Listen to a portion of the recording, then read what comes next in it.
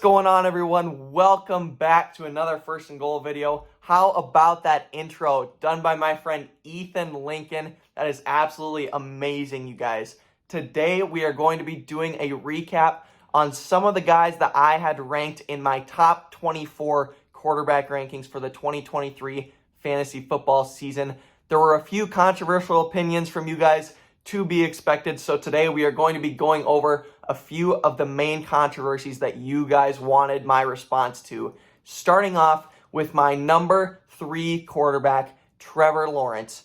One question: how many quarterbacks in the NFL can say they have 4 solid receiving weapons on their offense? Not many, you guys. Lawrence is in a very unique scenario of quarterbacks that have 4 very good receiving weapons. He has Christian Kirk, he has Calvin Ridley, he has Zay Jones, he has Evan Ingram. Not to mention their stacked running back situation now after drafting Tank Bigsby. He is a mobile QB. He is going to get rushing touchdowns near the goal line. That is always a positive, looking for that rushing upside in fantasy football. They obviously added Calvin Ridley, a spectacular receiver years ago. Now, whether or not he is going to be as good as he once was, that is up for interpretation. But nonetheless, that adds one more solid option and one more layer of depth to that receiving core. That is nothing but a positive. They added Tank Bigsby in the draft this season, as we know. Obviously, that is not a direct correlation to Trevor Lawrence, but it is going to add depth to that offense. It is going to make them a better football team, and naturally that will boost Trevor Lawrence's value only slightly. But this is one of the best prospects that we have seen in recent years at the quarterback position. Last year, you guys had him ranked at number 17, and he finished number 8, nearly 10 spots higher than you guys projected him for. Now you're projecting him as the number 8 quarterback. I'm putting him at 3. Who's to say he can't take another large step forward? He has been nothing but spectacular in the last year. He is continuing to improve. Why can't he do it again this year? That's my question for you guys. Moving on, Pat Mahomes at number 4. How can you rank the best quarterback in the NFL at number 4? That's what everyone's asking me. First of all, this is not a best quarterback in the NFL ranking list. This is the best fantasy football quarterbacks for this 2023 season. I am not ranking on the past. I am not ranking the best quarterbacks in the NFL, and I am not ranking guys based on how they did last year. That is how you lose fantasy leagues, you guys. If you just copy and paste from the year before, you're going to be behind the ball. You need to be looking ahead to things that are going to happen, not to what has already happened. He has the worst receiving core that he has ever had in his starting career for the Kansas City Chiefs. There's no doubt about it.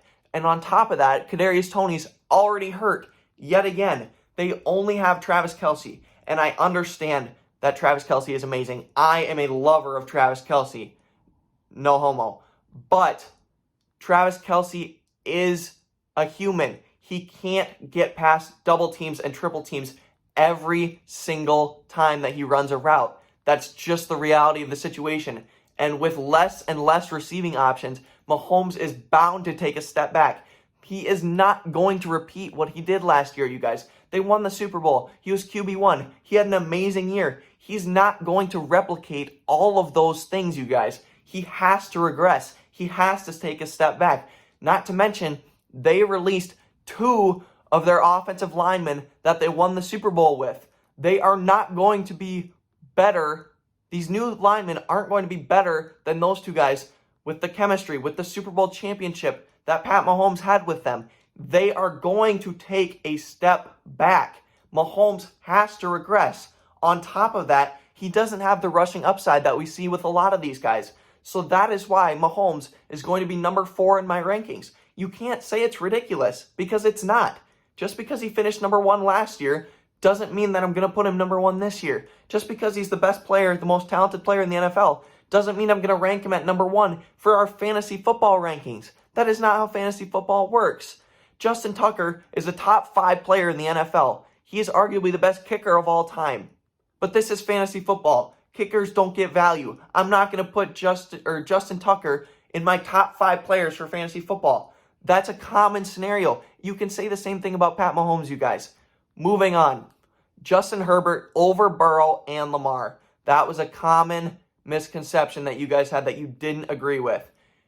Herbert has a new offensive coordinator with the intention of throwing the ball deep downfield, which he didn't do last year when he checked it down to Austin Eckler every single play with Mike Williams and Keenan Allen both hurt. They have one of the top passing volume offenses in the NFL. They added Quentin Johnston.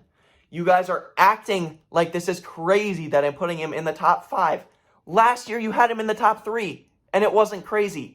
When Herbert was top 3 last season, preseason, no one said it was crazy. And then you guys drafted him in the top 3, and then he busted because his wide receivers got hurt.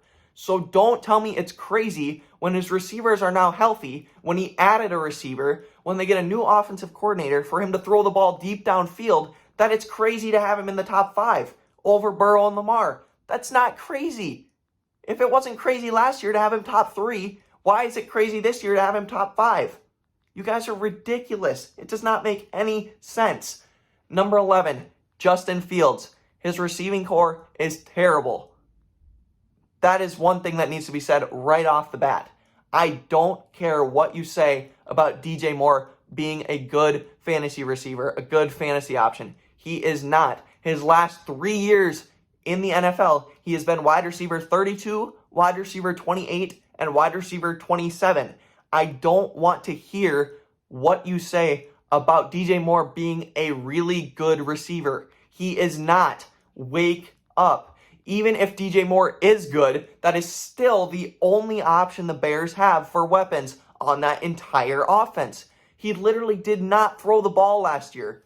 Their play callers didn't know how to get him to throw the ball and succeed, so he had to run the entire time. And I'm sorry, you guys can tell me you can't predict injuries, but you can. When you run around every single play like a chicken with your head cut off, you're going to get hurt at some point. That's just the way it is. We saw it with Lamar. We are going to see it with Justin Fields this year. He is going to get hurt. You can tell me you can't predict injuries, but you can. I predicted it with Cooper Kupp last year. He was the only guy on that offense. He was bound to get overfed, and he did. He got overused, and he got hurt. It is easy to see what can happen, you guys. Justin Fields is eventually going to get hurt. That is just the way it is. Anthony Richardson is top 25, but he's not top 24. So you guys did not see him on my top 24 list. And I'm hearing, Gage, this is by far the best rookie fantasy option for this year. No, it's not. Wake up. Just because he has running upside, just like Justin Fields, just like he's getting replicated to be the next Lamar Jackson, doesn't mean he's gonna be. That's just what you guys are hearing. That's just what the media says. The media creates stories to get recognition. They don't always tell the truth. He barely won the starting job over Gardner Minshew this preseason. Gardner Minshew. He has one of the worst receiving cores in the NFL with only Michael Pittman as the guy who's going to be fantasy relevant at all. He has one of the best running backs in the NFL as of right now, before Jonathan Taylor requested a trade, which will handicap his rushing upside.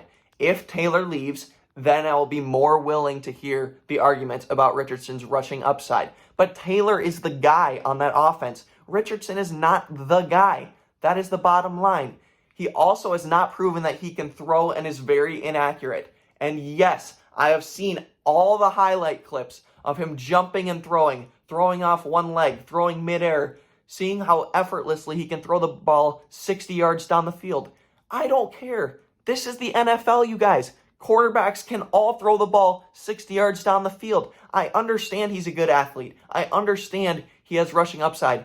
So do like half the quarterbacks in the NFL. These are the best of the best. He is not as far as of a standout as he was coming into the league. That is the reality of the situation. Again, this is just my opinion. And I can surely be wrong about every single one of these guys. And that's why we play fantasy football. That is why it's so fun.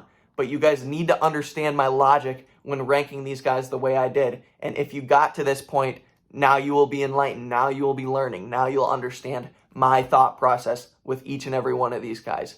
If you made it this far, I really appreciate you guys. Make sure to leave a like on this video. It really helps out my channel. Leave a comment down below what you think about these guys, about my top 24 rankings, and where you have your guys ranked. And again, give it up in the comments down below for that intro that Ethan Lincoln put together. That is spectacular, you guys. I will catch you guys in the next video. We're going to be doing something similar to this video, a recap on some of the most controversial opinions on my running back rankings. You are not going to want to miss it, so make sure to subscribe and turn on post notifications. I'll catch you guys in the next one. God bless.